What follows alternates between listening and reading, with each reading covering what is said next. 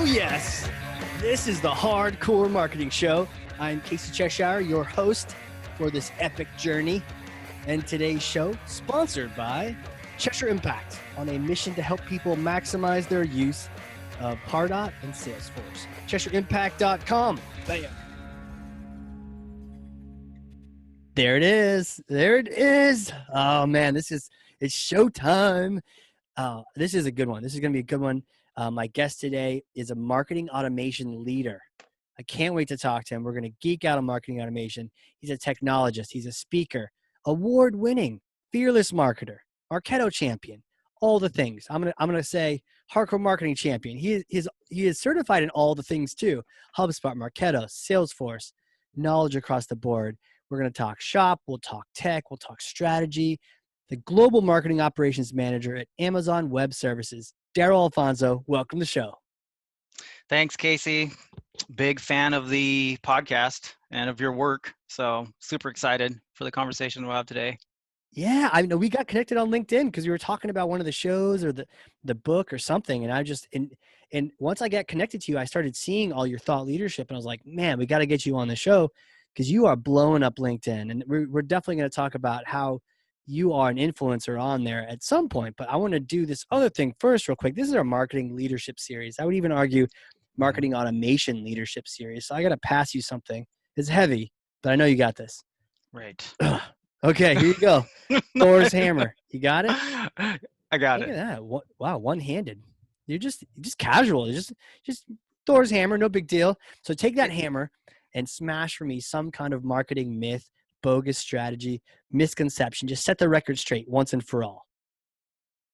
Yes. So I would have to say that a big myth is that marketing success can happen in a vacuum. And what I mean by that, and this also goes to a lot of different areas of business as well, where especially ambitious professionals will want to do everything themselves, make all the plans, make all the reporting, and take all the credit. And in reality, and especially in these, really top companies, that is completely impossible and can never happen. Really great success, especially within marketing, needs the cooperation and collaboration of, tens, sometimes hundreds of people to really, really make business impact. And that's something that I feel really strongly about. And honestly, something that I've learned only probably in the last few years or so, because I was like that. I'm ambitious, and when I see a project or see a goal that I want to achieve, I want to do it alone, and I wanted people to know that it was just me that did it. And I quickly found, especially when I managed a team, that that's the wrong way to go about it. It's backwards thinking, and you can really do great things when you work with a talented group of people that are all working toward the same goals.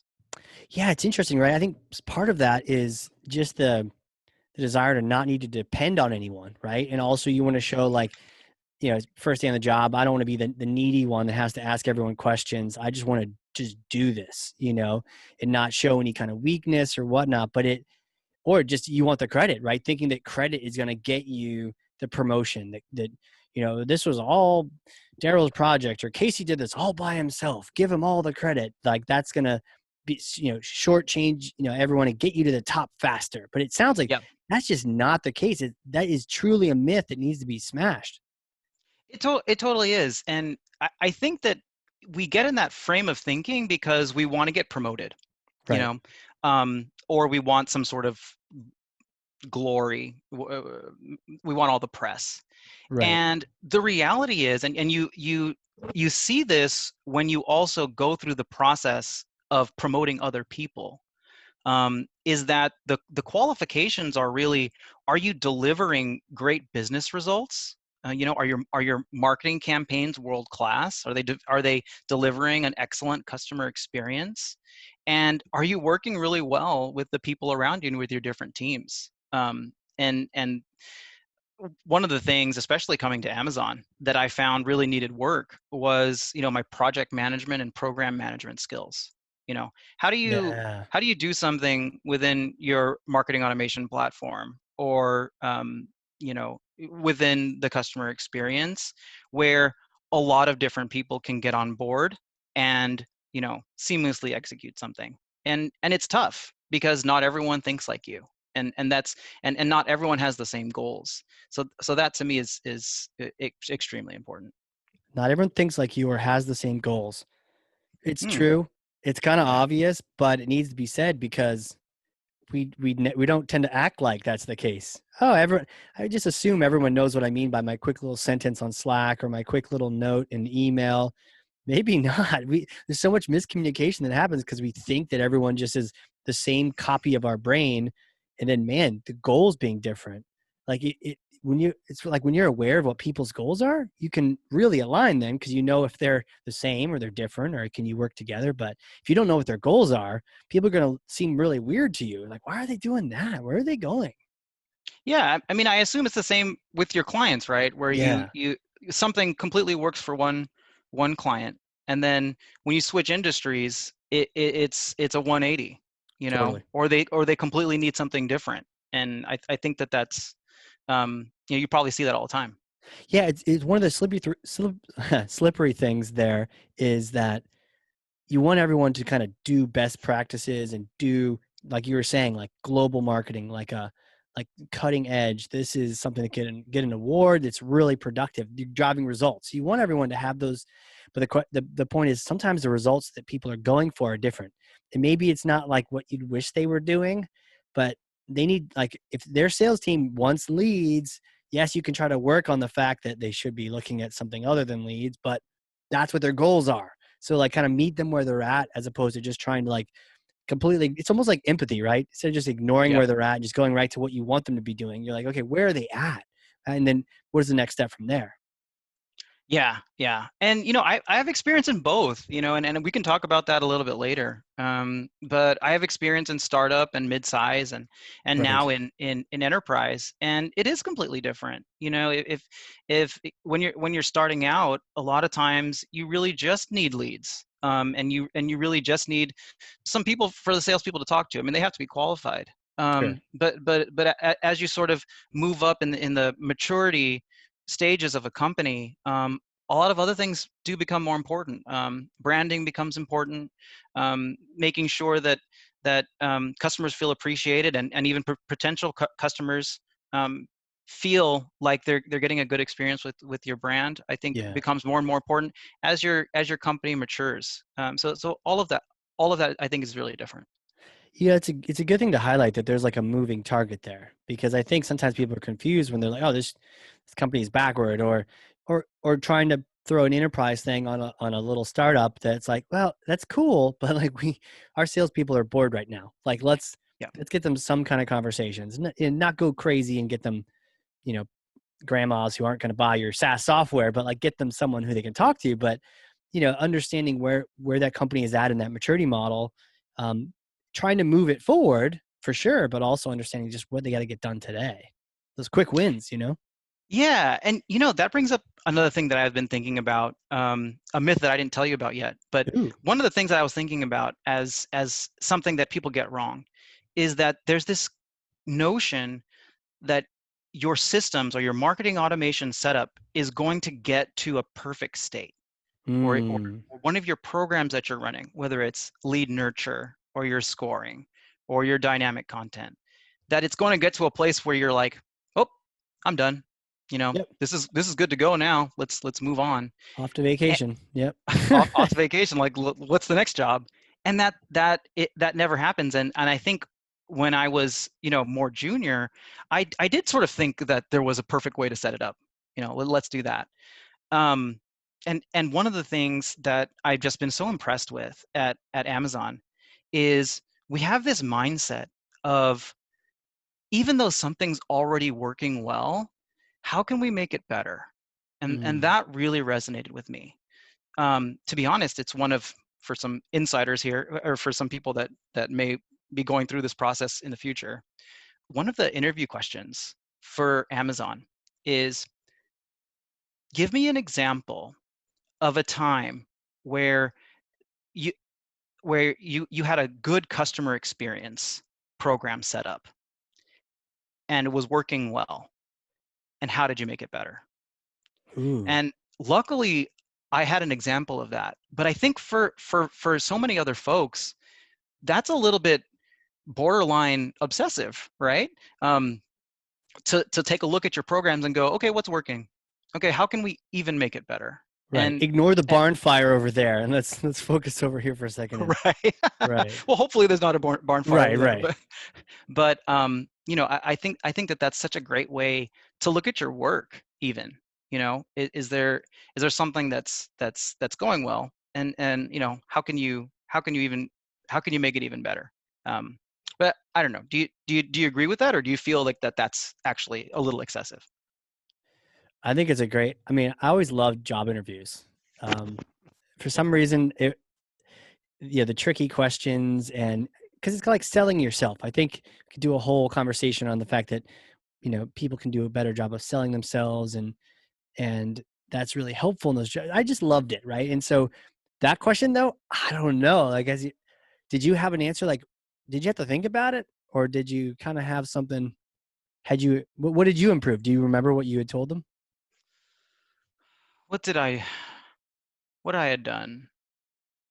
Mm, yeah, you know, I we had a process set up that was working. Um, Now that I think about it, I don't know if it was working really well, but we had Sure, a lead routing process set up but it was that I quote had in a for working, right? So it it's was like working. baseline MVP kind of thing. Yeah, um, you know, we had a lead routing that was working where, you know, it was marketers would clone a program and then build up their lead routing within that program, and it was okay. okay, And it was working well. There weren't really any problems, but I really saw an area to increase efficiency by building a central lead routing program, and it the time saved and the amount of, I think, just overall efficiency of the marketing team really skyrocketed after sure.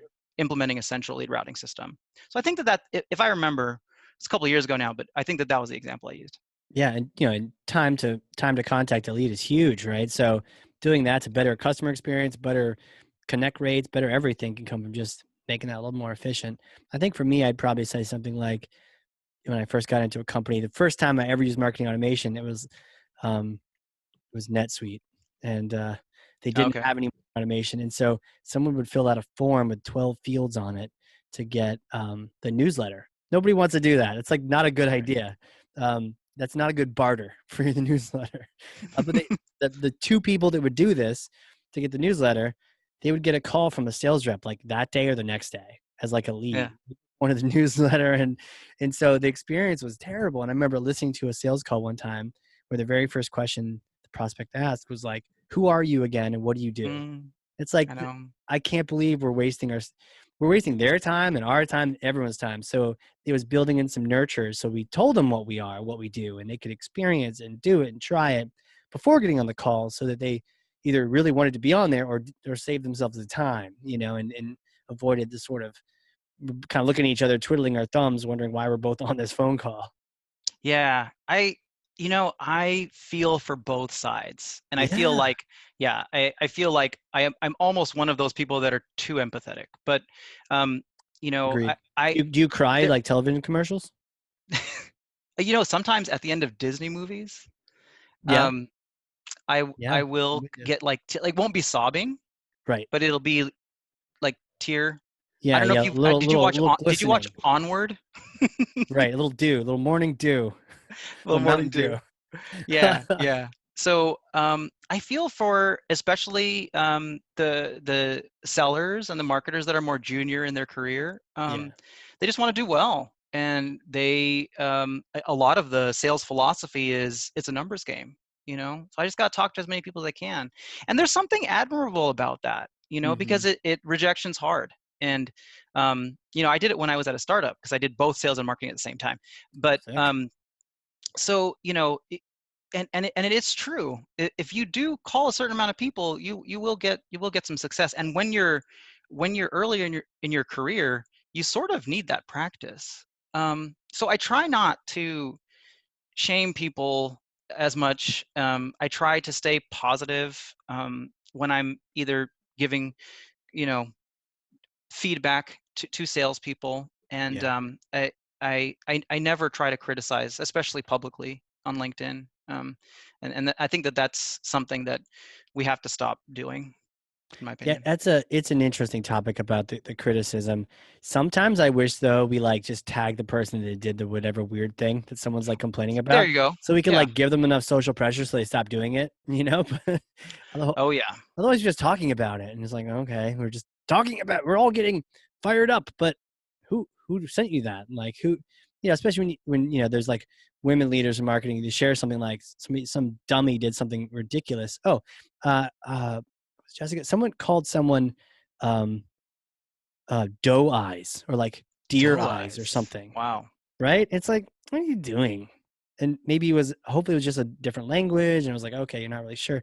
But come on, let's not be hitting on each other on LinkedIn. Like just that's not the place for it. Oh yeah. Well, I mean, Um I think in that case, you absolutely yeah. have to call it out and report it. Yeah, right? I think, and you can report on LinkedIn when you experience like harassment or abuse, Right. and people should be doing that. And I'm glad that people that especially women who have experienced that, share that to bring light to it. I asked Um, her to tell me who it was so I could go comment on his eyes or his like there you go. nose. Like, hey, nice nose, bro. Like what's up? But I digress. Let me bring it back. So and I do want to get into LinkedIn in just a second. But one of the things I wanted to ask you about, you kind of dropped this in there subtly, the PM skills. 'Cause I've seen this be a thing. No, we don't really go to school for it. Sometimes we don't even go to school for No. marketing, right? So, but we get into this marketing thing, we're doing this thing, and then suddenly we have a project or a program of projects to manage. And it's like, no one's done that. You've heard of PMP and other weird certs, and you're like, I'm not a Six Sigma black belt. Like, what's your take on the project management? How much you need to be deadly? Like, what do you need to know about PM?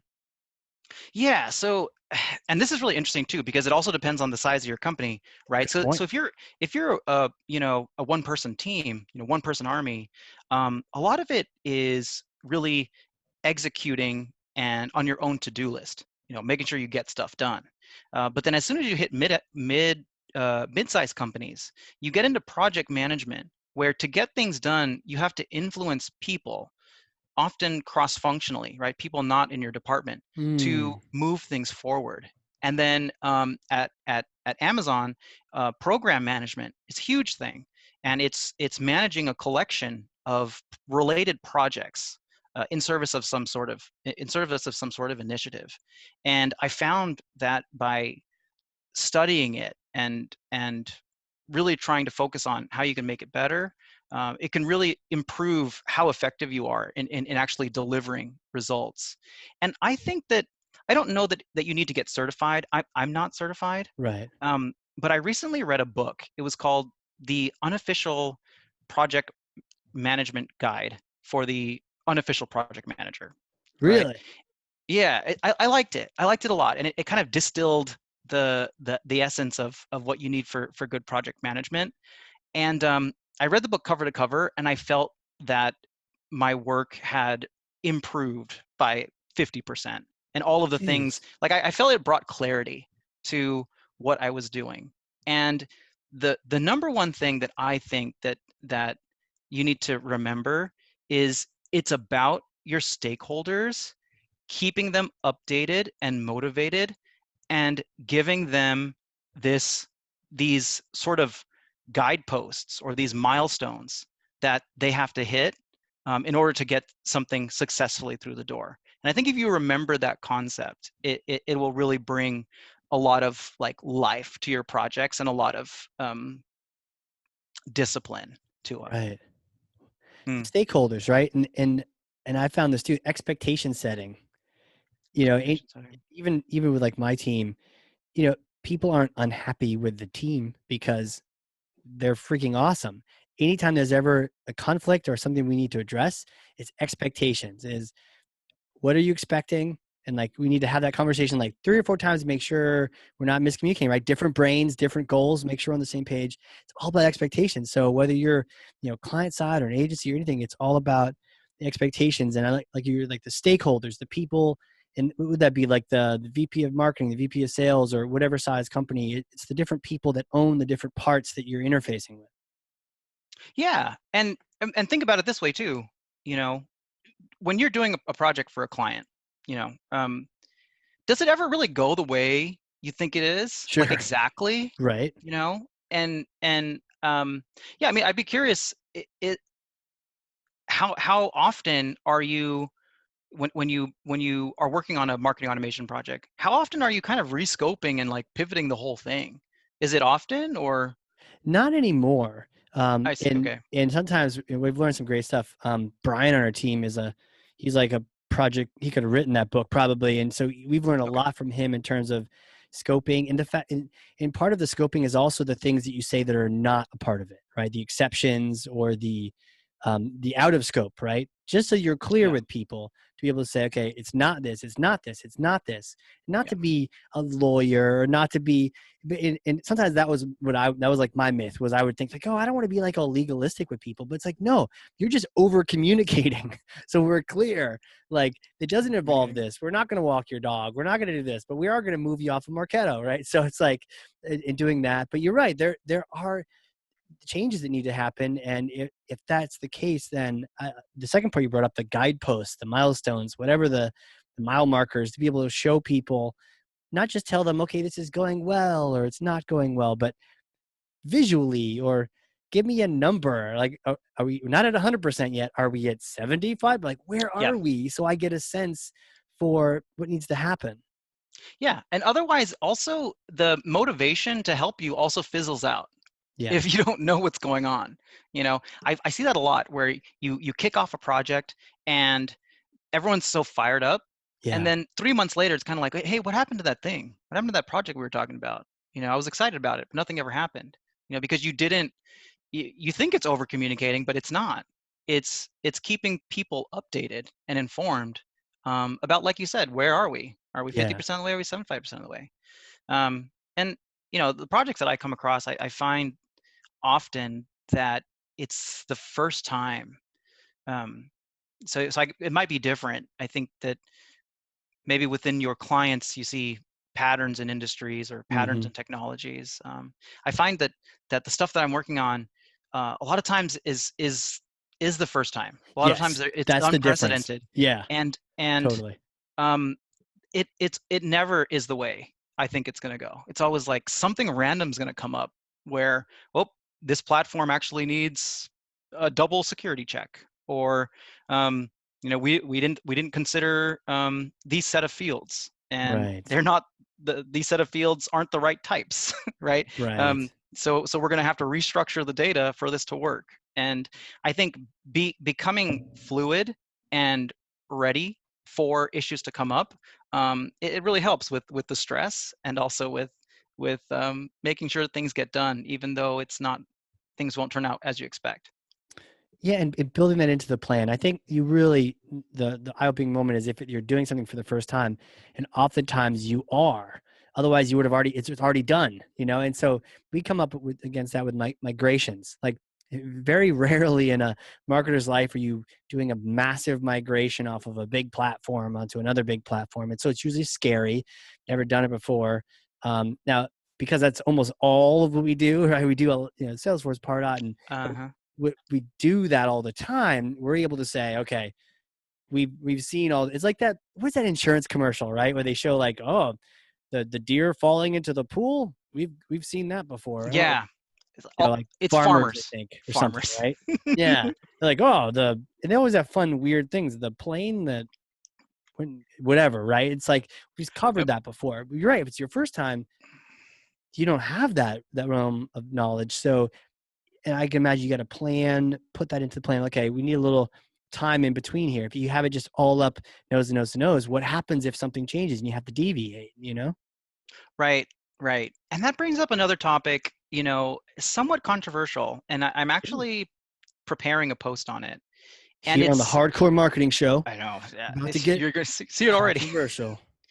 But it's going to be the value of experience, right? Mm, And um, there's this, and this applies to sales. It applies to marketers.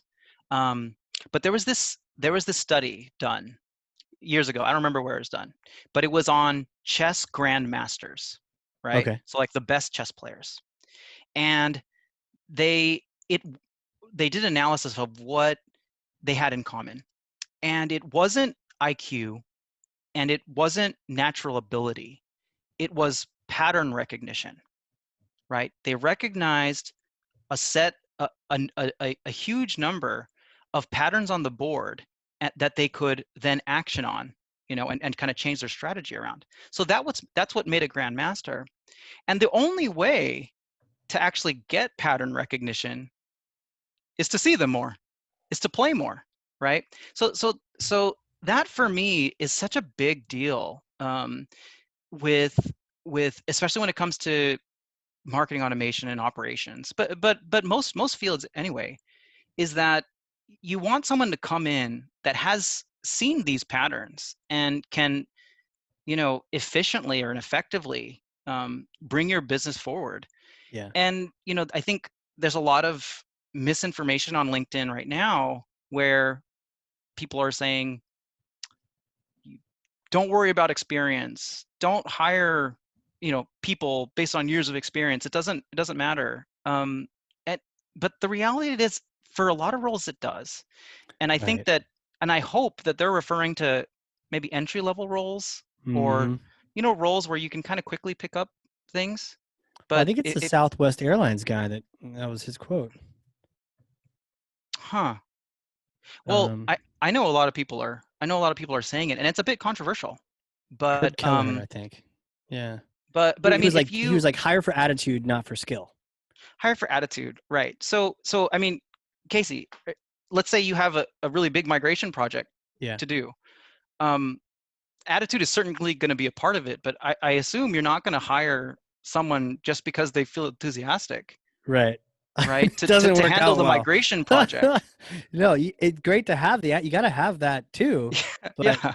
the end of the day, hey guys, I know there's 1,000 moving parts here, but I don't know how I don't know anything about project management. I don't know anything about the source or the destination, but I do know we're the best team ever. Let's go, guys. Bring it in, right? You're like, thanks. I yeah, and I hope this isn't hitting the wrong way.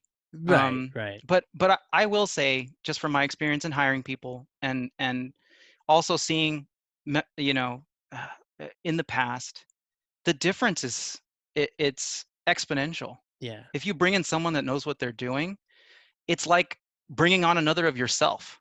Now you've got yeah. two. There's two Darrells now, and we're tackling the project together. Versus Sweet. versus okay, here's how you use Salesforce. Here's how you log in. You know, versus having 2 months of that. Yeah. Um, anyway, I hope the message though is Where does that that, come from though? Like, have you encountered that? Because no doubt when you're hiring, you need to figure out what you want, and I'm sure you need the right core values, but you need to be very intentional about what level, to your point, of experience you're bringing in. And if you don't have time to do that training evolution, then you need that experience. yeah. And again, I'll qualify it by saying, if it's an entry level role, even if it's a great one, I absolutely I think it's going to be more attitude and more mentality and more of culture. Um, but for more senior roles where the stakes are high, experience is so important. It doesn't have to Yeah, be direct experience, but even the experience of managing complex projects across, a large company, or multiple companies, yeah. is going to be so key. I might even challenge that. Just it's weird, but I might even support you more by saying I've recently hired some great interns and some like entry level staff, and there are college kids today. I mean, no, they get a lot of flack, but they're ones that have been like working at this internship, tried out that internship, worked at that agency. Spoke to one the other day who had to do like BDR cold calls, and I was like, oh, okay, I know where you've been. But the amount of experience you can acquire even as a student, it sets them up.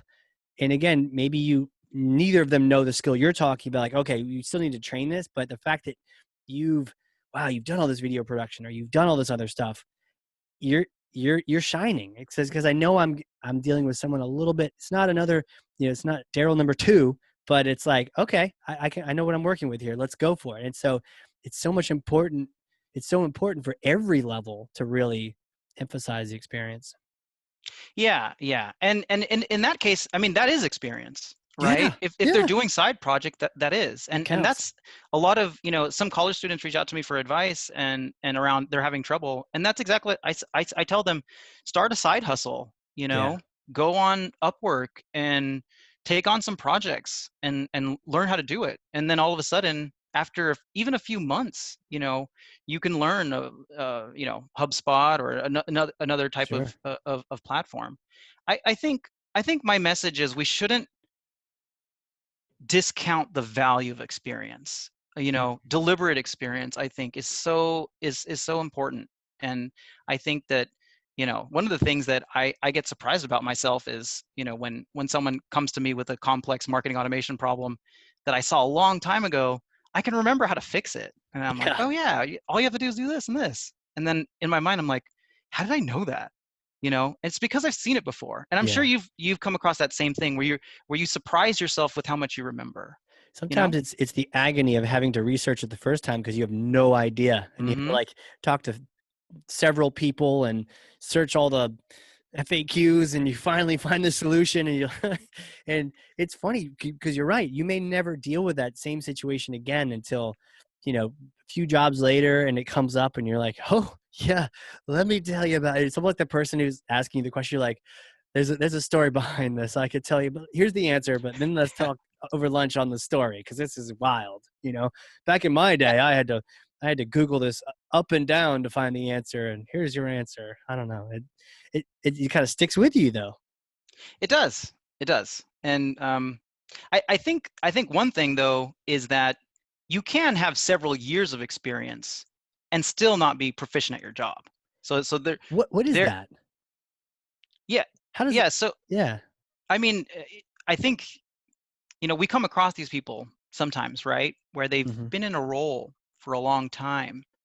Um, but you can tell that they aren't really on top of their stuff. Hmm. And I think that happens when professionals don't challenge themselves to learn new things, in a Agree. regular time frame. Yeah. So you have people with 10 plus years of experience that have problems with the Microsoft products or some basic things. And I'm not saying that it's bad. I mean, I don't think it's a good thing, but I'm not like shaming those people. But what I'm saying is sometimes there's not every event where years of experience equals better. So I do want to Yeah. say that. Well, growth. I was just Yep. chatting the other day with a great guy on my team, and we were talking about the core values. And the idea is that I feel like we want to add growth to the list because they're in, it's especially when it's your team. Like, are you reflecting the core values? It's like, yeah, it can be nervous and scary to learn something new, but you have, no matter what tool you have, Salesforce keeps adding clouds and studios and all these things. Marketo as well, and all the other, they're adding things. You got to stay on top of that. I know that takes work. But when you do, you stay fresh, you're able to tackle those problems, you're growing, and also you're aware of your surroundings. I think sometimes, like you're saying, if you're just sort of mailing it in, or you're doing a great job, you're working hard, but you're not pushing boundaries, you're kind of just staying within the confines, then you're not enriching yourself, your career, your experience. And to your point, maybe they've already learned something, that they've already learned the most experience they can get on that particular level, that particular game or whatever. It's almost like a game, Mhm. right? Where it's like, okay, you're maxed out on that level, you can't get any more until you go over here and try something out. Yep. Yep. And it ties back to what we were saying before, right? Where there's this myth that you can get you can get your program set up to a perfect state. Yeah. And some people maybe once they get to an okay state, it's like I'm good, you know. Um I don't need to improve this anymore. I'm Right. just going to clock in and clock out and make sure we don't get blacklisted, you know? Right. So Right. but that's backwards thinking, and It it's the is wrong way to backwards think about it. thinking. Related to that is also like, let's get it set up during the implementation. You know, Mhm. the 2 month implementation or however long the vendor said it was going to be.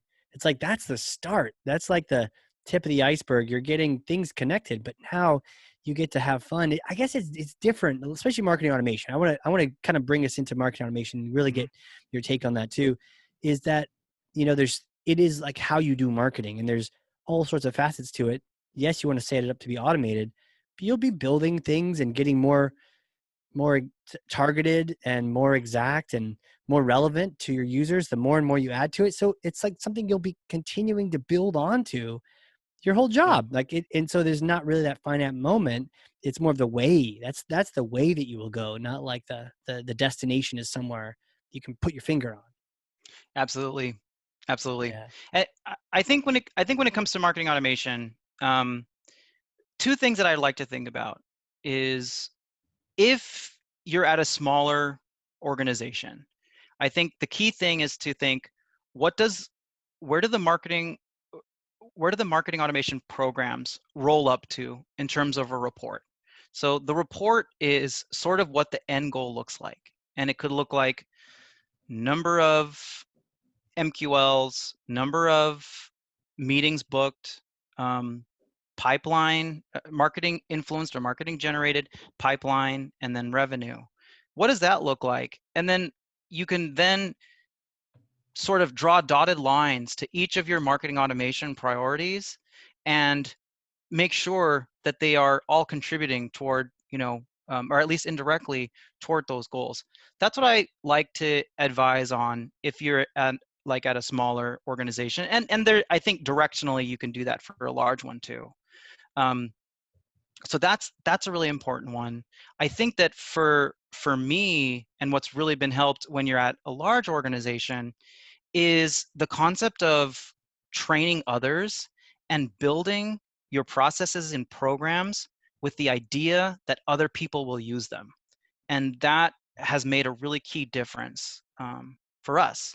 And I've called it in the past building with a training mindset.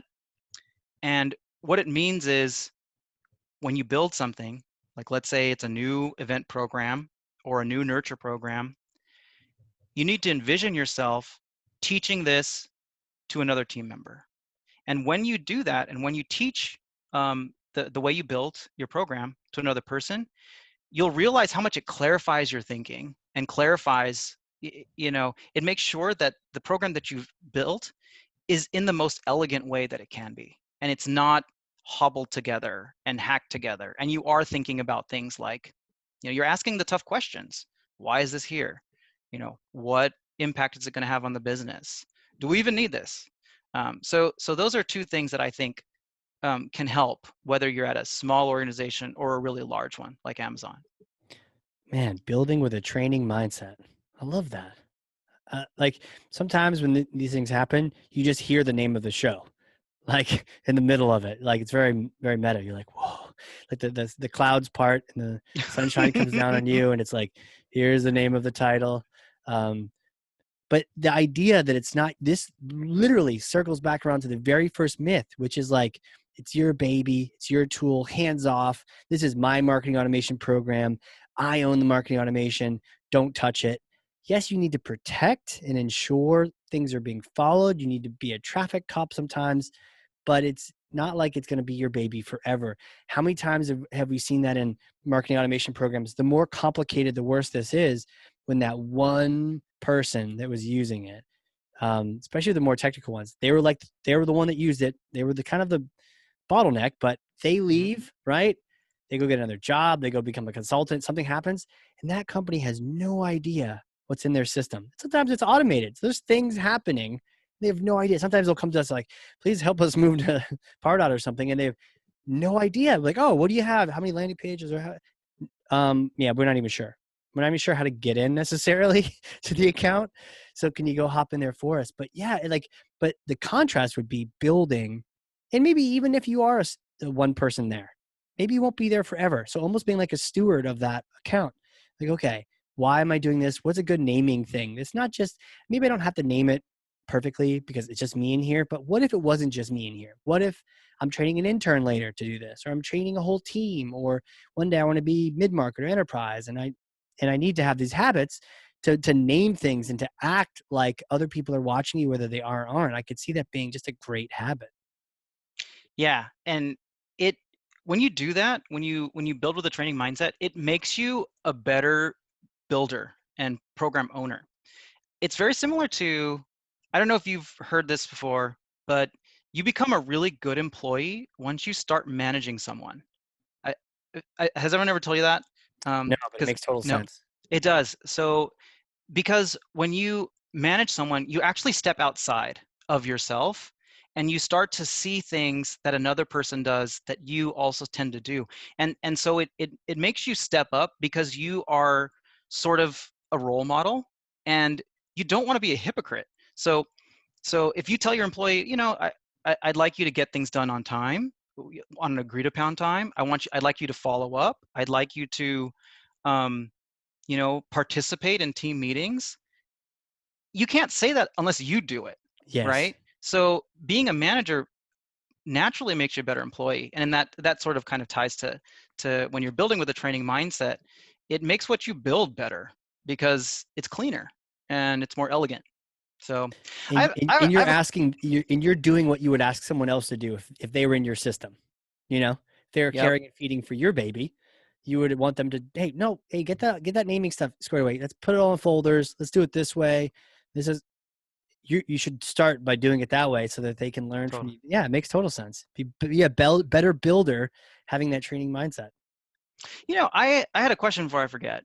Yeah, yeah. So because I've always been interested about it, when you work with a new client, do you is your mindset, I am going to set everything up and teach you, you know, in such a valuable way that at some point you're not going to need us anymore? Hmm. Is that how you look at things, or is it not? What? Yeah, it's interesting. So like my team just does Pardot, right? We help people move off of everything else, Right. like Marketo, for instance.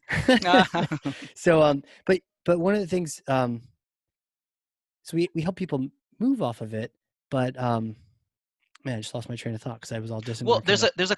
the reason I ask is because there's a natural conflict of interest that I think a lot of people don't The talk train, the thing. Yeah, I know. I'm that I think a sorry. lot of people don't talk about. And it's that if you do a consulting job so well, do they need you anymore? What Yeah, do you think? yeah. See, now I'm like, where was I? So, um, I find a lot of tools, um, are much better for an agency. Like as a Pardot agency, it is. I got. It's like, how do you quote me on this? Like you could misquote me. It is the worst tool for an agency who wants to keep their clients hostage. Pardot is, because Okay. it is the easiest tool I've found, because I've had a chance to use them all too. Not as Right, recently, right, right. had a chance to use them all, and I feel like I can get someone up and running very quickly on Pardot. I can teach them. I can, and somehow it's intuitive. It was my first tool, and I think whichever one you use first kind of like Yeah. shades you a little bit. But I feel like it's the one where if I really wanted to keep people hostage, I would not be all about Pardot. But I am, and I love it, and I'm glad Salesforce bought it, and all the sort of things that happened to me along the way. Super blessed. And yeah, there is something to that where you're not in the business of keeping people forever as much as Yeah. you realize as a company, like, ooh, that'd be great. It's actually just to try to see them being successful. Um, and sometimes when you do an implementation, you teach them how to fish and they're just off to the races. And other Right. times they want support. So yeah, there's really a mixture of that. But I think it just depends on the kind of style of the company and the culture and the personality. But yeah, we care about people. It's one of our core values. We care. So I'm Yeah. totally game if they're, as long as they're successful though. That sometimes that's the challenge. And we've always sort of toyed with the idea for a while. One of our why was like to teach a better way, thinking like we're a teacher to fish, you go and you fish. But Yeah. sometimes we find that teachers, it's interesting. First of all, God bless teachers. We love you all. Here's an Mm. apple. But that being said, the interesting thing with teachers or being a tech teacher is that you kind of add you get rid of some of the responsibility, because teachers, Mm. like, you get a grade based on what you did, and then next semester you go somewhere else and you're not my problem anymore, right? Mm. Whereas what if we're stuck with you forever? Okay. Now you are a responsibility. And then sometimes, what do students do? Sometimes they're the straight A students, sometimes they're not. So we'd had different people react different ways to being taught. Maybe they know how to use it, but they don't have time to do it. Or they know how to use it and they just haven't done it yet, right? So we started moving more toward a model of like, we'll show you or we'll do it for you, right? Mm. So we So don't you we give don't the option. yeah, and not getting out of the business of like, here's an email with the answer, click here to this link, and this is a walkthrough of doing it, because there you need the accountability of like, are you going to do this? Let's do it together. Like you can click, let's do it together on a call, or just let me do it and I'll do it. But either way, I want to get it done. So it's now it's less a matter of do you know the thing or not? It's can we get you the results? And so we've sort of shifted a little bit more toward that. We still love teaching, and we're all kind of teachers at heart, but it's kind of got a little edge to it now where we're like, kicking and screaming, we're going to make sure you get success. And we want to lead you there. So there's like a balance, but Yeah. I've definitely seen that be the case, to your question. Yeah. No, good to know. I've just thought about it, and I just thought it's just an interesting sort of Do you challenge, I see, think, with examples, or you see versions of that happening around you, or it's just curious when you have like that many clients coming in and how you, wondering where the question comes from. I've just thought about it. I think I've been involved in the marketing automation industry for, I don't know, 10 years now. Decades, Um years. and I just feel like it's just it's a cool space to be in. And the a lot of the thought leadership is led by agencies like yourself, right? Yeah. And I think it's just an interesting question of Well, how do yeah. you approach, you know, teaching them, when do you cut the training wheels off? Let them ride on their own. And after that, is there a lot of more business or more ways to help them? And I'm sure Yeah. there are. So it's just been something I Well, think about. tying to the book, I know we've chatted about the book on marketing automation live on Yeah. Amazon right now. Marketing automation unleashed. Go get it. Um, the challenge that we found too was that you could train a whole bunch of people how to use the tool, but there's all these outside voices, to your point, outside vendors, Yeah. the vendors themselves from the different tools, other agencies. And I once saw an agency, I rant on this poor consultant, but the consultant wrote a blog post which was like the 10 most unused features of marketing automation, or unused features in Pardot that you should go use today. It's like, hmm, pause. Just because Yep. it's unused and Mm-hmm. novel and new, does that mean I should use it? Or Yep. maybe you're just distracting me. And like marketers, we're all sometimes like cats chasing lasers, and Yeah. we don't need another distraction. And then sometimes the vendors themselves are like, here's a great selling feature. Here's a this, here's a that. And it's like, how's your data? Do you have any segmentation set up? Like, I get it. You could set up these really cool, all sorts of whiz bang things, but do you know who you're mailing and what you want to say? Like, have you figured that part out? Let's put the cart before the horse. And so I think Yeah. sometimes the follow-on services and guidance is more around, you could call it strategy, but no one wants to buy strategy. It's more around um, the different ways you need to. So I made a roadmap, right? Just so that people could go, okay, have I covered this base? Yes. Have I covered this base? And then ideally it like snowballs. And eventually by the time you get to the really cool advanced dynamic content, tokens and Marketo, advanced dynamic content part out, whatever it is, you need to have the data, or those stuff that won't populate. Right. So it's like kind of do that first, then do this, and kind of building a little bit of discipline and Yeah. process into people. Yeah. I completely agree. And gosh, this woman told me this quote that I loved, and I forgot her name, but it's strategy should drive technology and not Yeah. the other way around. And that's exactly one of the issues that you pointed out. These features available, try them out, but there's no purpose to, what's the goal behind trying it out? So doing something for its own sake is not productive. Um, it and it could be harmful sometimes in some cases. So I think it's 100%. important. Even Yeah. even just Important. opportunity cost. You spent all your time building this Yeah. thing, and oh, by the At the way, least. it doesn't work, or the reports don't populate because you built the reports and you never thought to. I mean, we've seen it all the time where someone spends a lot of time deving this amazing dashboard or something, and they hadn't thought, oh, how does that get populated? Who's capturing that data? Right. Yeah. And then there's also the cost of technical debt, right? Ooh, Which, yeah. yeah. So technical debt for people that don't know is essentially the manual tasks and extra effort that you have to put in when you've implemented something that wasn't built for the long term, or wasn't built when there's that wasn't connected to a fully thought out strategy. And um, you see it all the time with tons of unused fields, with processes that are there just because someone tried to do something new, so now you got to check the box. And at at at a place like Amazon, that's multiplied several Oh, times. yeah. So Can it's imagine. just extra. You can even say hundreds, even thousands of hours of technical debt can accrue because you're not doing things without a purpose. Hmm. That's how people, you can actually max out the number of fields in Salesforce, right? Like, how could, and it's some astronomical number. You know the number is? There's something Oh, I don't know. several hundred, maybe even that. It's a big number. So it's like, how would you ever possibly max that out? Because there's only so many things you know about a person, like, well, it's that technical debt just adding up. Someone added a field, and then they're not there, even there anymore. And when you were talking, I was thinking they weren't building with a training mindset, and now they got technical debt. They weren't Yep. thinking big Yeah. picture. We actually require stakeholders to write up a business justification, like a report, if they want a new field. Yeah, you know, they amen. and And then they're like, yeah, no, I don't. It's not really that. I'm not. It's not worth it to me to write this thing up. and that's the thing. That's the thing.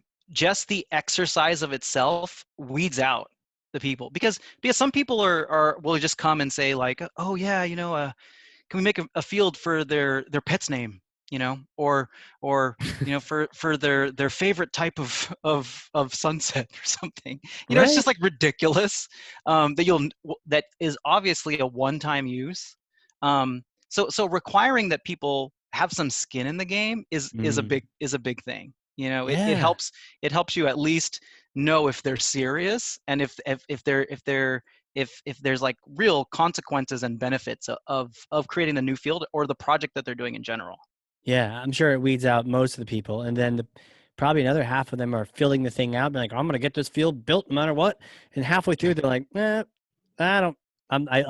Did I write that? Like, that doesn't look very like a good argument. Never mind." Yeah. Yeah.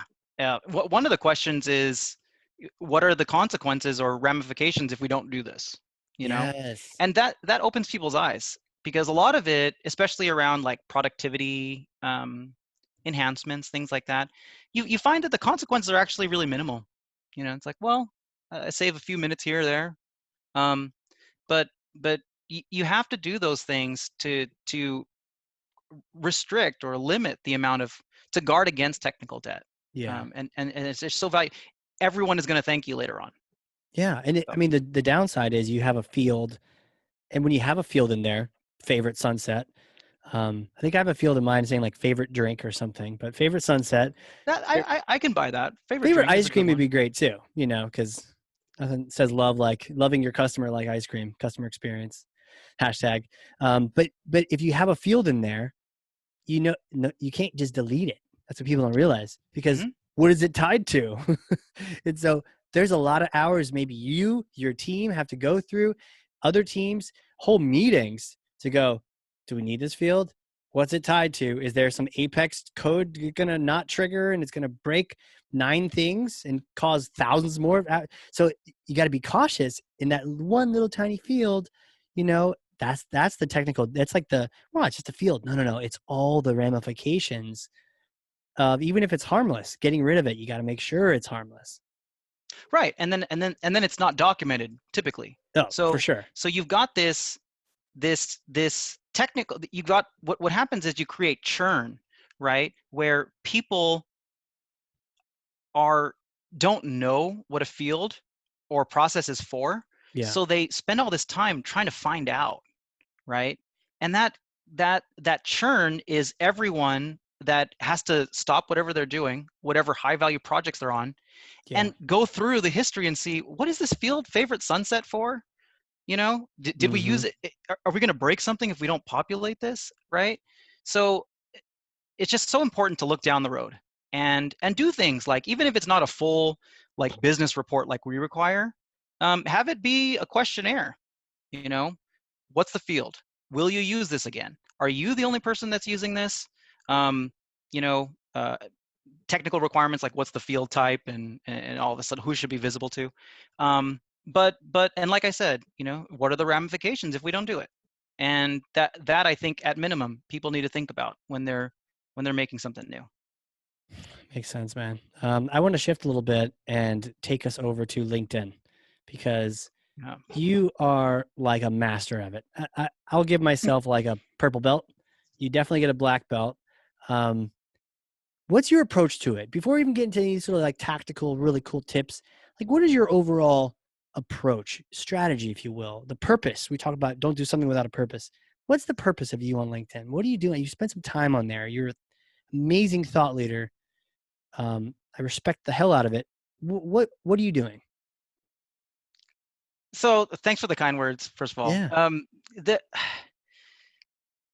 I think,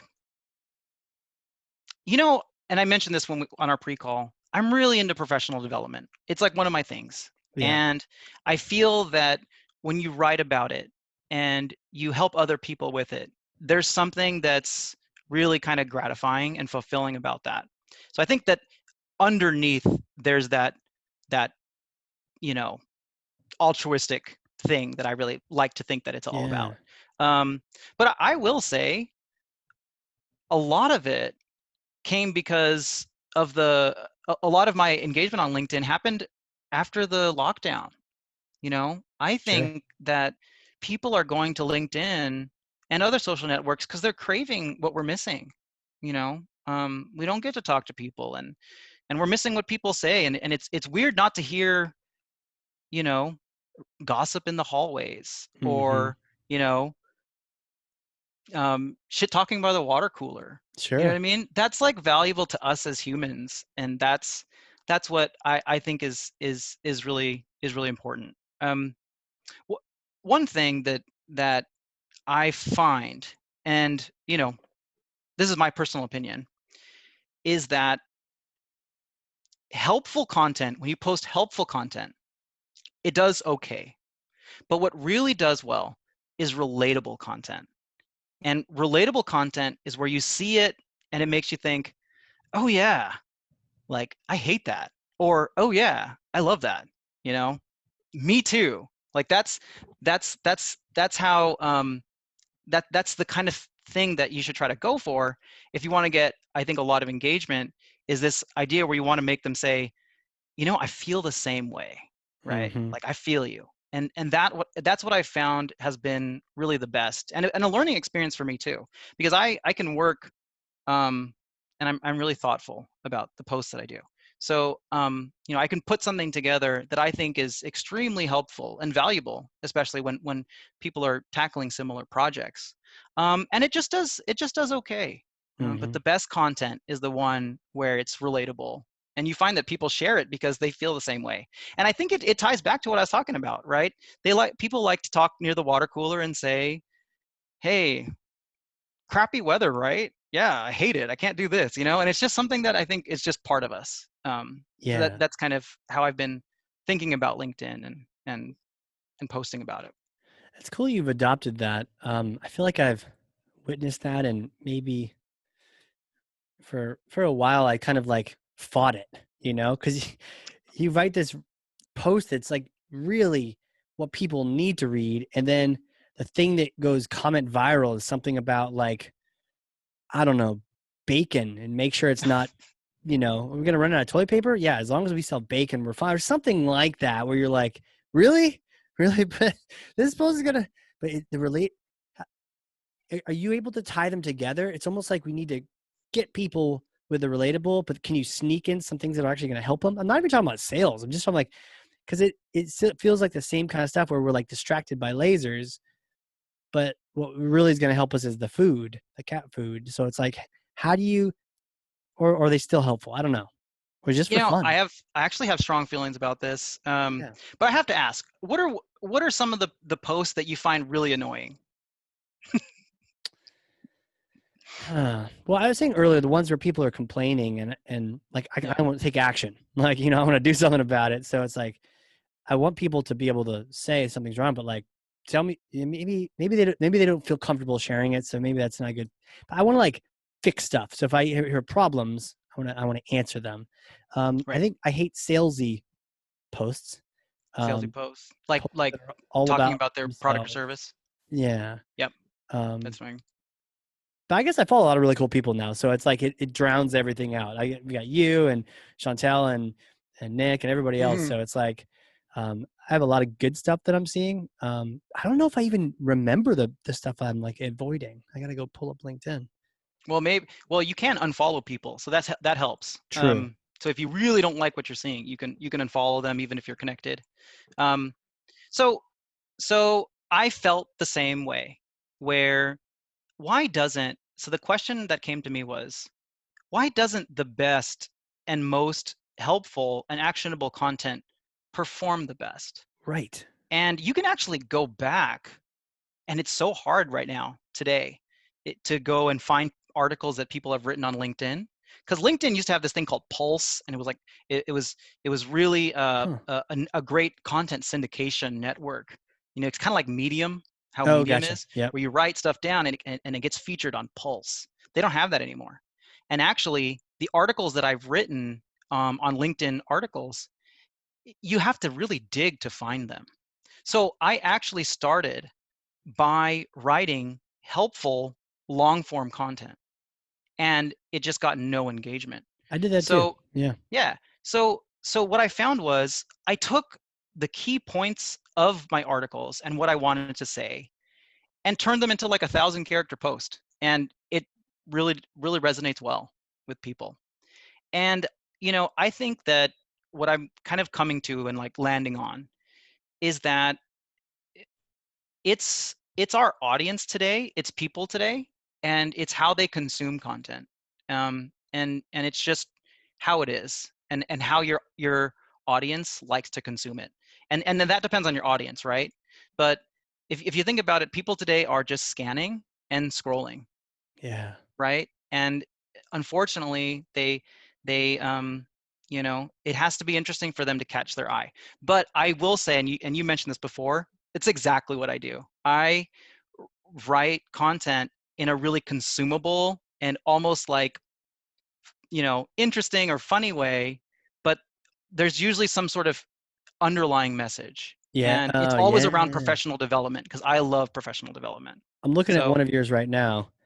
And what I like about it is my list of things I want to work on the next 3 months. What's on your list?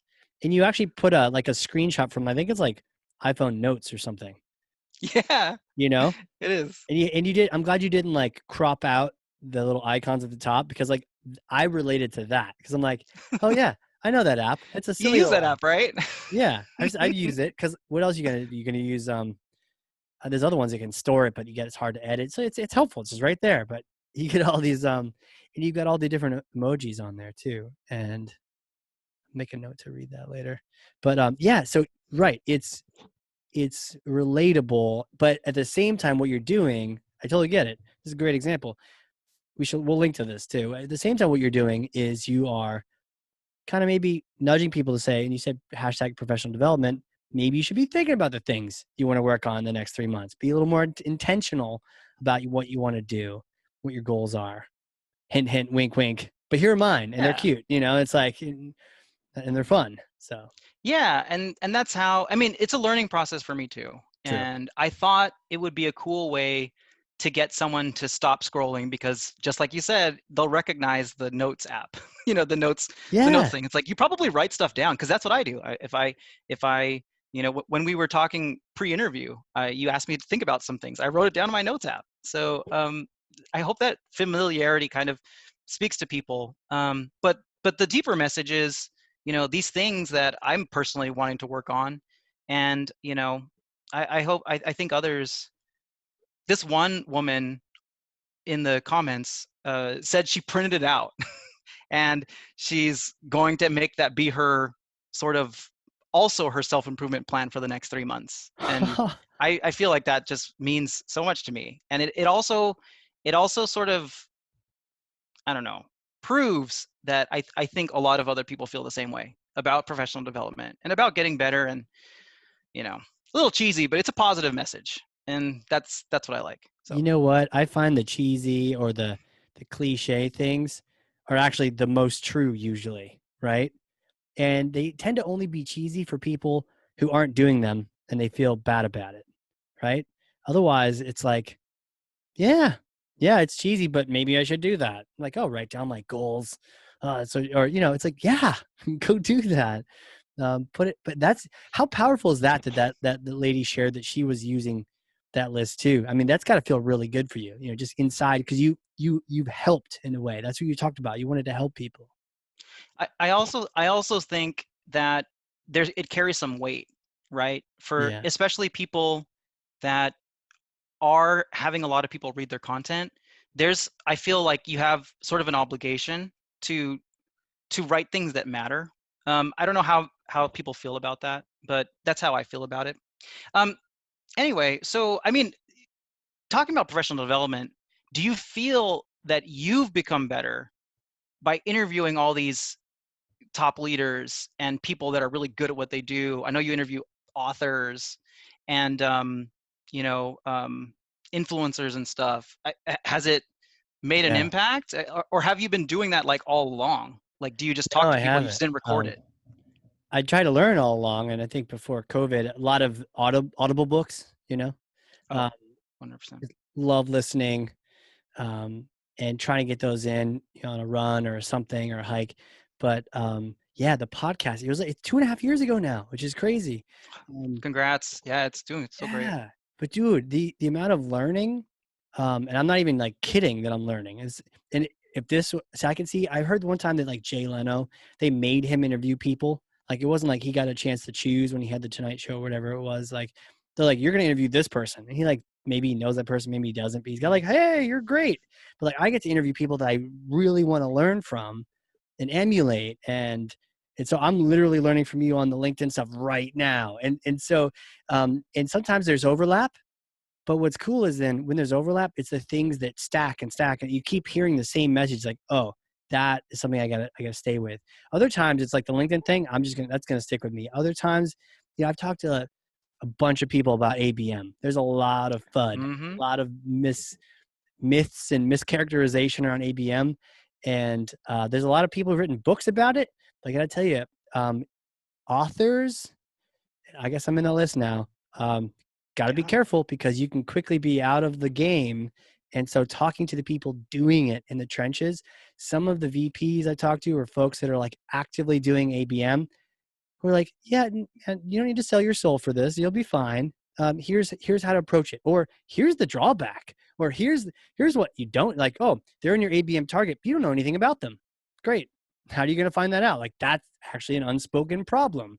And so hearing those things from people is like, oh, got it, practical, and then actually applying it with my own company. So I'm able to work with Christina on our team, and we get to do marketing for Cheshire. And so what's cool Mm-hmm. is now I get to learn from everyone, and then I have a lab. I have a place to do that. I don't think it'd be Yeah. as fun or as captivating for me if I was only learning and I couldn't execute it, or if I was only executing and I wasn't learning and growing. But man, I've had so many conversations. I mean, Peter Fader, professor at Wharton School of Business for Mm. marketing, right?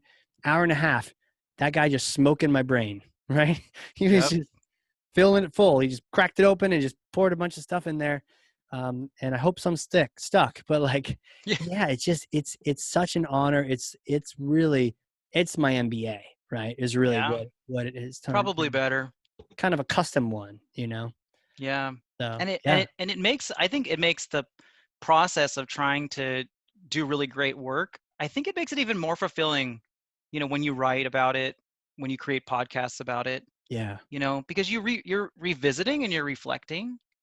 And then you're talking like you're laughing at things that go wrong or that yeah, people are doing that are terrible, yeah, right?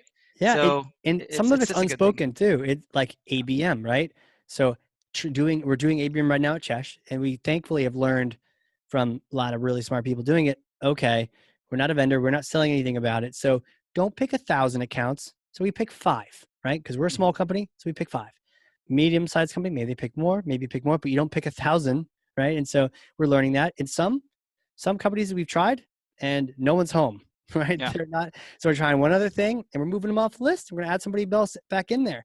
But I would have no idea about those things. And then even that book, to write that book, there are so many topics that I know part of it. I know marketing automation, but like landing page optimization or some of these other topics, I was able to interview people on those specific topics and tie them into the book. And I've found that I have filled some of those gaps, a lot of the gaps. And there's still more to learn, which is interesting because I haven't got tired. It's like 200 plus episodes. And I'm like, Right. let's do it. It's constantly evolving, constantly hearing new things, talking to new You should people. do. You should do. I mean, I loved your book, by the way. That's how I Thank found you. out about. That's how I your name came up. How'd you find the book? I had. Well, I'm like a nerd about these things. So I think I might have just been looking for books about marketing automation. Hell Like yeah. you can already tell how nerdy I am, right? Yeah, Um, right? so I think I've just been looking. I just looked for it on Amazon, and I got the. I don't know if you did a Kindle version, but I got the hard copy. We do have a Um, Kindle version, yeah. Hard copy's but cool though. you know what'd be cool is if you did one of those that. What is that? Tim Ferriss does. He created a book out of like the best learnings he got from the podcast. That'd be kind of Totally. interesting. Yeah. I Totally. mean, I'm gonna do it. I'm totally gonna that's do it. super cool. You know, Yeah. it's like bite-sized and summarized. Sorry, that'd be a lot of work for you, but I know, but I know there's one called Tool of Titans. Do you have that one? I have that one. Yeah, I don't have the other one, but I have that one, and I love it. It's It's cool. hard. It's hard because I can't like every page has like 4 or 5 to-dos on it, right? So Oh, I know. they're like, oh, try Yeah. this tea out, try this methodology out. Oh, I would always read this book. Like, oh, well, I gotta buy that book and I gotta go try that tea. And I get like so Right. You got to be careful. Yeah, yeah, but it's you great. can't have it be like self-development for the purpose of just learning self-development. Yeah, definitely Yeah. is not that. You have to sometimes it's better to just take away a couple things and then try to do that. Right. Totally, man. Totally. Well, like I could talk to you all day, but my next question to you is like, who are you? Who are you? Take me back, like little Darrell days. Did you always know you're gonna be in marketing, technology? Where did you grow up? What do you want to be? Take us back. Yeah, so you know, I didn't always know I wanted to be in marketing. In high school, I was this chubby kid, um, and I didn't have a lot of friends. Um, I I had this scar. You can't really tell. I don't know if you can see it. There's a scar on my face. Over on that side? No? Yeah, you can't Can't see see it, it. right? It's very faded, but I got it when I was 7.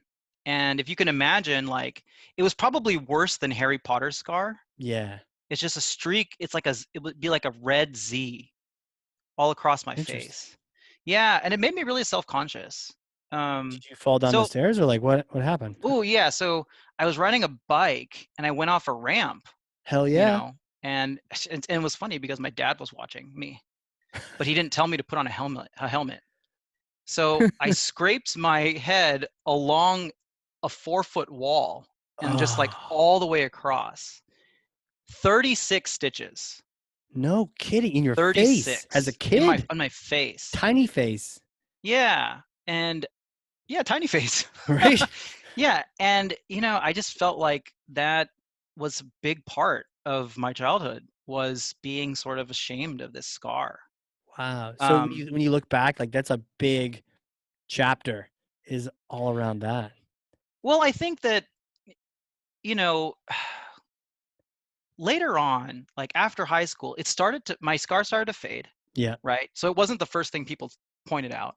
sure. And I just kind of got into improving myself. I started by like losing weight Mm-hmm. and then, I like made more friends that way. And I just picked up some random books and it was just how to connect with people better.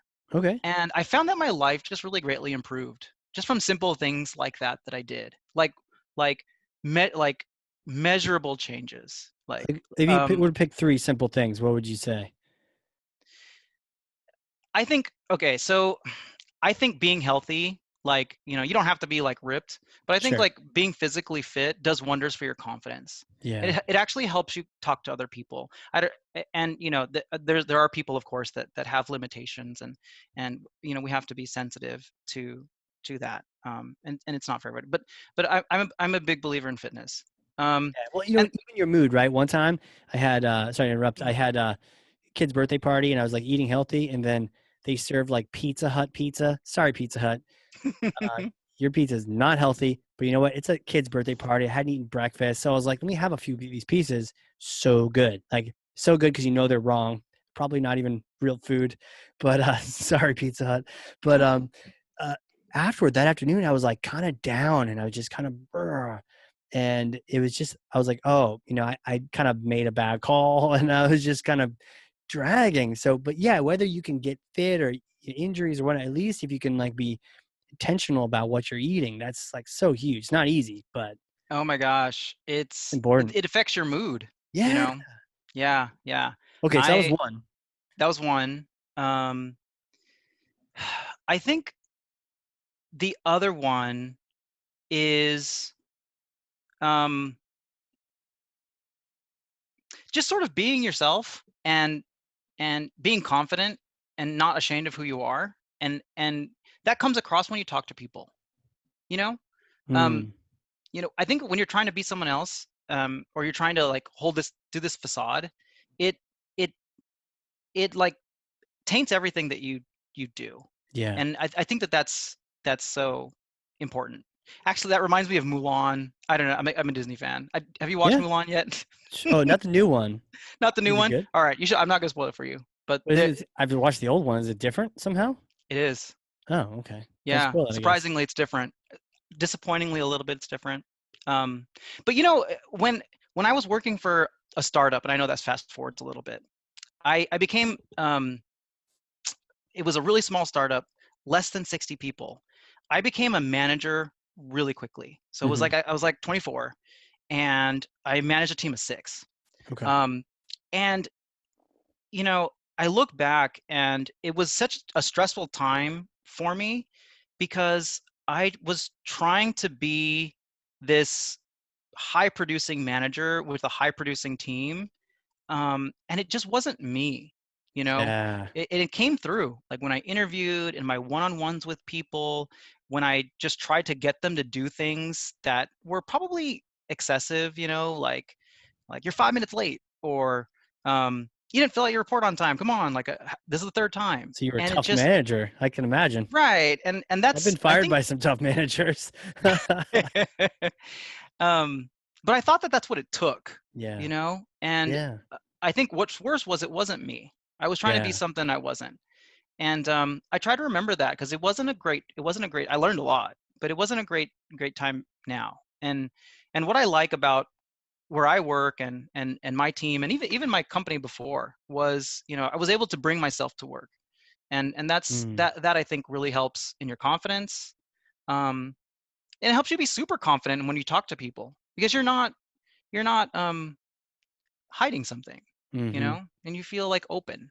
And I think that's a really big thing to And to by to know. itself though, I could see people saying like easy for easy for you to say. No, it wasn't easy for you to say. But also, how do you magically have confidence? Well, the first thing you listed was the getting healthy and getting fit and eating right, managing your mood that way. And I found sometimes, I mean, however you get yourself tired, right? You just get Yep. yourself tired. You don't have energy for the drama. You don't have energy for the extra thoughts because you're just too tired, or you're angry at someone, or you're sad. Like you're just like, I'm tired. Like everything aches right now. I don't really have time for all those extra thoughts that were driving me bonkers before because I've silenced them. We don't have enough food energy to go around, so we're going to focus on the positive side a little bit. Right. Yeah. Right. Yeah. And I think that confidence also comes from knowing that you're putting forth a really good effort, Yeah. and that you are doing your best in what you do. Like, are you, like, what really works for me is, am I waking up early? It's all those things I wrote in that list, that LinkedIn post. Like, am I waking up early? Am I tackling my most important task in the morning? am I getting back to my stakeholders in a timely way? Am I putting like my am I dedicating my most like creative and time when my mind is fresh? Am I dedicating that time to really important and complex problems? If I feel that I'm doing those things, then I feel confident about, in when I talk to people at work, because I know that I'm doing the best, and that I think that can really help if you have problem with self-confidence, that you have the knowledge that you're doing a good job and that you're doing the best that you can. I think that um, unconfidence. What's that feeling? What's it called? Inferiority Sure. complex. Yeah, that happens when you're really doubting. And if you're not doing these sort of daily disciplines, it's easy to doubt yourself. You know, but if you're actually doing things, and you're productive, that I think builds you up. So Yeah. yeah. And I was saying even more than 3 is that list. We'll just link to it because that list is actually the list. And in those kind of activities, those really help. I think for me, sometimes it was like more of the self-defeating, like you're right, doing your best, you can feel good. There's a little risk though, because it's like, that's all I got. So if I did my best and I failed, does that somehow mean I'm like not capable? Oh, So yeah. sometimes for me, I would like not do my best just so if it didn't work, I was like, well, I didn't do my best, but that was a trick because then you're always just shy and you never feel that confidence you're talking about where you're like, no, and I gave it 100. I left it all on the field, they say, or all on Yeah. the screen. Yeah, there's something And to that. you know what? It comes through. Like Yeah, like your show, right? You're really authentic and, you know, casual, but not stiff, sure. right? And like very relatable, you know. Um, I'm sure that was an active choice, right? An intentional choice where you're like, there's some podcasts out there that are a little bit formal, Yeah. I right? talked But to another agency owner who's very popular. He has a very formal it's podcast. very formal. Not saying that Yeah. that's bad, No, but but that's his your jam. podcast kind of shines through because of that. Sure. Authentic. Yeah. And I'm sure Sure. that you considered that when Yeah. you're making it 2 years ago, 2.5 years ago. It's interesting because you also see the evolution of you. Like I've seen me gain weight. I've seen me lose weight. Um, the episode number 1 doesn't have video because I tried doing it on GoToMeeting and they didn't record video. And then episode 2, I didn't know what I was doing. And the myth smashing didn't start till Adele Ravella smashed a myth. And I was like, that's brilliant. Let's do that. That was like episode 3 or 4. But yeah, the structure, like going back and hearing myself, it's almost like a diary of watching me change and adapt too, and maybe get better at it. I think so. I think so. I I don't know. think It's a good so. way. It's cool. Yeah, yeah. It's really easy to ramble and not pull out interesting topics from your guests, Yeah. Everyone's It, been in a boring conversation, totally. you Totally. know, You can. and You can get into one. yeah, it's I heard. possible. I heard maybe it's Joe Rogan or Tim Ferriss. One of them mentioned. It just stuck with me. I think it might have been Joe actually. Um, the ego. Like if you say something and I instantly have a response, I need to make sure it fits or like keep going. I don't need to sometimes we get in these like conversations where we're just waiting to say the next thing. And it's like, or just let the other person talk and let them talk and see if you can learn something from their full thought, not just like, oh, I know, I got a response. I got a cool story. I got a funny, witty thing to say. It's like, no, no, no, hold off Oh a yeah, little bit, and see if the right time comes. And sometimes you miss that thought. I write it down sometimes I miss it. That's okay. It's okay. yeah, yeah. That can be really annoying if you're just Yeah. waiting for someone to talk or waiting Speaking waiting of for them to which, stop talking. I've got a story about something funny I did. But hey, real quick, tell me about this. You went to school for social ecology. What are you? What were you going to be, a park ranger? What were you doing? Yeah, you know what? I would say my By the way, college park ranger is years. cool for me. So sorry to interrupt, but like that's actually not a diss. I'm like Park that's ranger, kind of I a know. cool. It's important to qualify these things, unfortunately, these days. We don't Um, have to, but I like hiking. So, but what's the deal? uh, so social ecology is um, both the environment and also the way people interact with it. I thought it Yeah. was really interesting because I was in college. I started out pre-med, and I realized quickly after some classes and just soul searching that I didn't want to become like a doctor or a nurse. Right.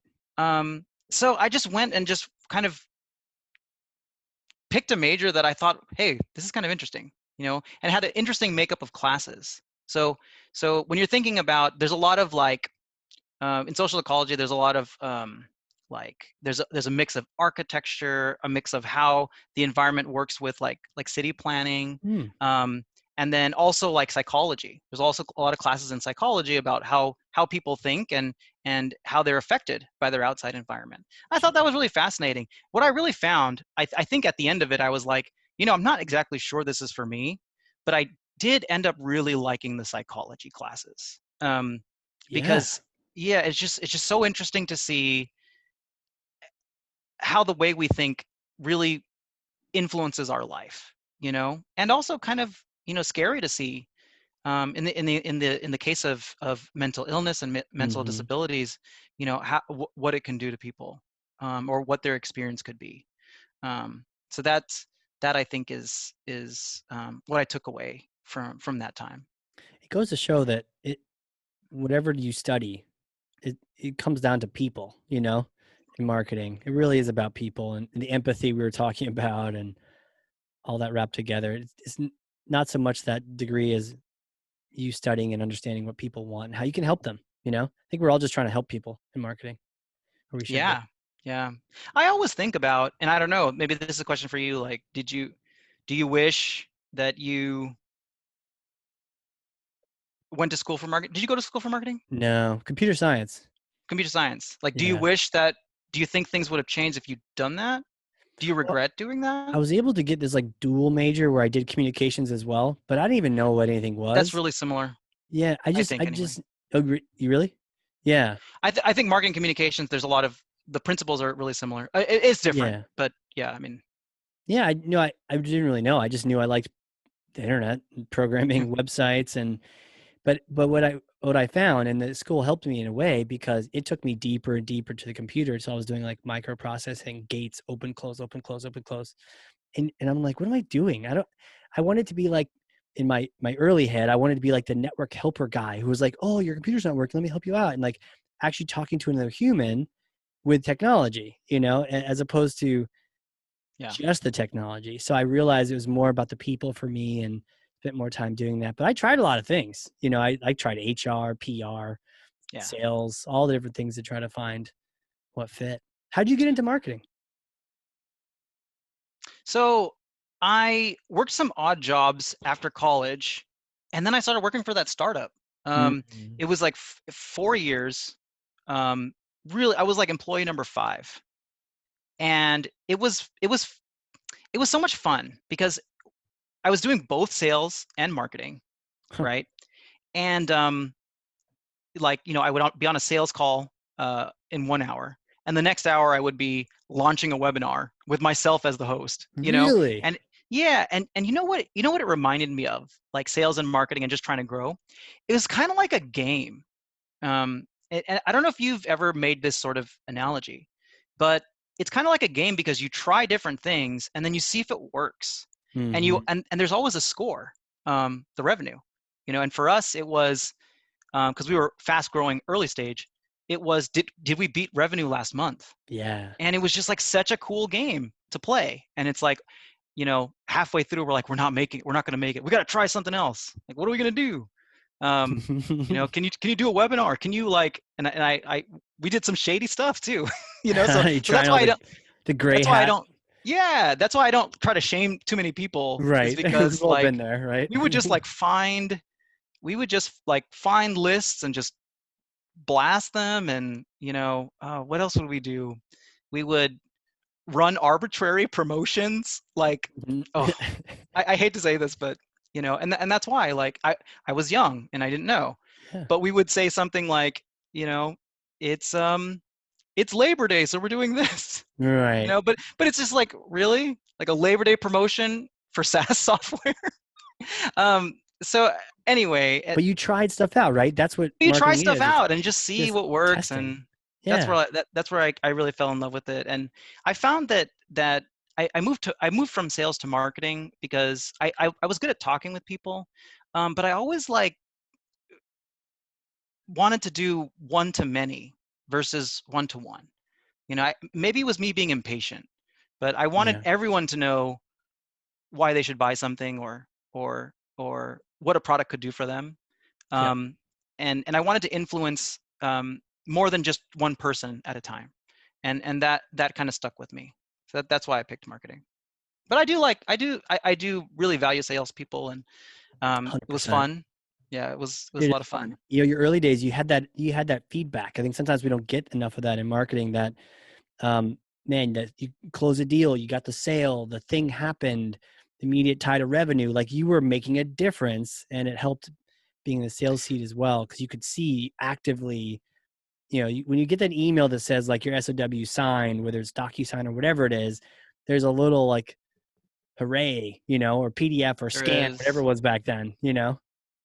Yeah, yeah. And I think it's great. And then you must have been, because that's what happened with, after you were working at a company, you went and start your own business, right?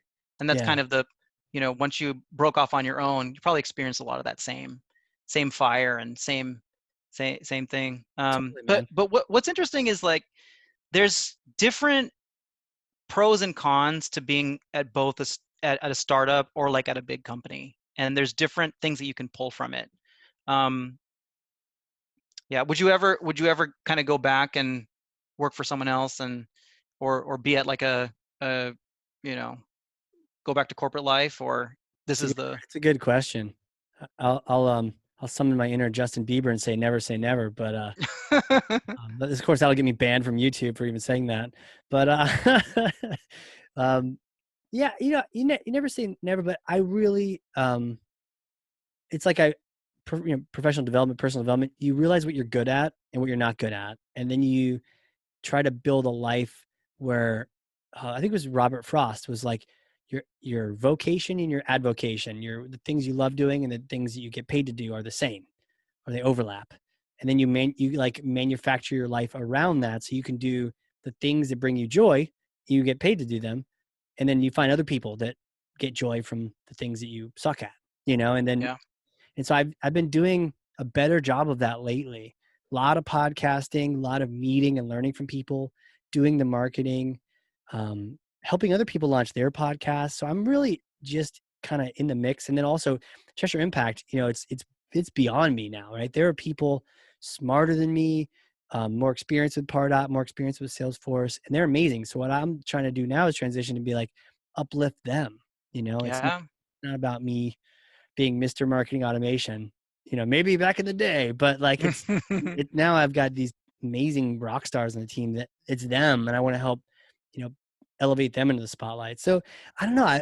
I've done such a good job getting this created. I might Yeah, be a terrible manager. I'm not a very good manager. I'm a pretty good leader. I'm okay. I'm trying, yeah, but managing people, holding them account and like, that's why I've got great managers on the team that are like they love it. It brings them joy to do it as opposed to, me just trying to make it fit. I think a lot of times in the past, a lot of the angst just comes from us just stuck in a role that where it's not a fit and right. it's not a fit. And sometimes like a bad relationship, you're not immediately get out of it. So the company has to tell you to get out of it. Right. So it's like, Yeah, you shouldn't be here. This is not your jam. It's not your bag. Find what your thing is, especially these days. Do a job you love. yeah, yeah. I think so much self-reflection and like sort of like you know seeing what you like and what you don't like and what you're good at. I think it's good to do that. But then it's also like important to know that your growth comes out of times of hardship. Oh, So when 100%. you are doing something that's hard and that you don't get, and then that you feel like, oh, this is such a struggle. When you come out the other side, you really find that you're like a different person, and that you feel stronger, And you definitely want to stay away from roles where it's not a good fit or it's toxic or you hate your life. Yeah. So Yeah. I always give that advice to people. But I think that too, and it's a good reminder for me too, is that when we're working through hard stuff, like remember, like this is the good stuff. Like Yeah. this is what's going to make you smarter and better. I've always believed that, and it's kind of helped me. It helps you develop resilience, you know, especially Agreed. these days. It's hard. Oh yeah. Like things are rough, and you know that perseverance and resilience is a good trait to have, and it's a time for us to develop it right now, I think. Yeah. Wise words, man. Like enjoy the journey, you know? Yeah. It's the journey, not the destination. If you can, that's what you should be aiming for. Well, we're gonna run out of time soon, so I gotta ask you this one question. Um, Hypothetical. I may or may not have a time machine in New Hampshire. Um, you can use it after COVID. You know, we'll clean it all up, we'll wipe it down, get the squirrels off of it, and you can go back in time and talk to yourself um, after graduating, right? After coming out of school, you're just getting into your career. You're about to go work for a startup and do all the crazy things. What kind of advice would you give yourself back then? That is such a good question. You know, I've always struggled with this question because, you know, it's interesting because the things that you kind of do and mess up, they become an important part of you. So Yeah, you're kind it's of like, true. huh? Like I don't know. Would I have not done that? Like would I have not tried all the weird stuff that I did at the startup? You know, Right. and like kind of got that experience. Um, you know. But I would say that um I would say that I no, I don't like that. You know, this is just for me personally. Yeah, I exactly. It's will not for everyone else. It's just for right, you. not for everyone else. Okay, that's Just a for good you. one. So my advice would be to relax more Huh. for me, Yeah. specifically. So for me, and I know like probably for a lot of your listeners and a lot of like my friends, we're ambitious, we're type A people, you know, we have goals and we don't feel great if we don't hit them, you know, and lack of progression is a real killer for people like me.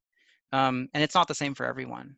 But I think it's just it's so important to remember that there's other important things in life, and that you know usually if you're working hard and you're always working on yourself and giving to others, things are going to turn out okay, you know. And I wish I would have Yeah. remembered that, because I remember just several times in my career that I would just be sick with anxiety, you know, with stress, Yeah. you know. And I've you know, one period like years ago, I saw a therapist for a couple sessions, Oh you know, yeah. just to deal with it, because Great it idea. was physically having an effect on me. And if back then I would go back, I would tell, like, yeah, work hard but relax and have fun, you know. We have to enjoy the journey. Gotta have a little balance there, right? It's always Yeah. that weird thing of you want to work hard and push, but then also you got to keep the batteries charged too in some way, shape, or form. It's good stuff, man. Well, hey, where could people connect with you? Where do you want them to reach out? What social platforms? Obviously, LinkedIn. That's Yeah, where you're LinkedIn. connected. So I'm Darrell Alfonso on LinkedIn. Okay. My Twitter handle is Demand Darrell, like both words. Um, it was funny. I came up with that because I was managing demand generation at the time. Yeah. So I was like, oh, that kind of is cool. Double entendre. Yeah. And I was just like, oh, I like that. I never changed it. I It's think I'll cool. leave it. I like But it. yeah. Cool, cool. Sweet, man. Yeah, I highly recommend people check and follow. And now, if they want to connect with you on LinkedIn, just make sure they send a note, say they heard you on the podcast. Don't be a Totally. LinkedIn spammer. There's enough of them out Don't there. be a spammer. Say that where you met it, but like, and then really, people need to watch, see, engage with your posts and learn from you. And that's what I've been doing on there too. So, dude, this has been great. I don't know if you looked at the clock. Time has like flown. I know.